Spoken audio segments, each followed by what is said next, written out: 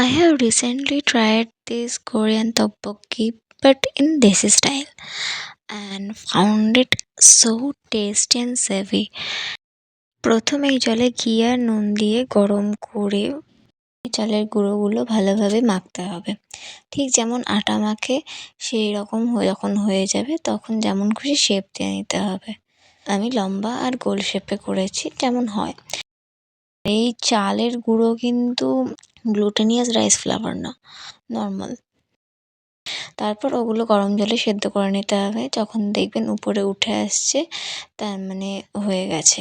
তারপর সাথে সাথেই ঠান্ডা জল দিয়ে দিতে হবে যাতে বাইরেটা শক্ত আর ভেতরটা চিউই হয়।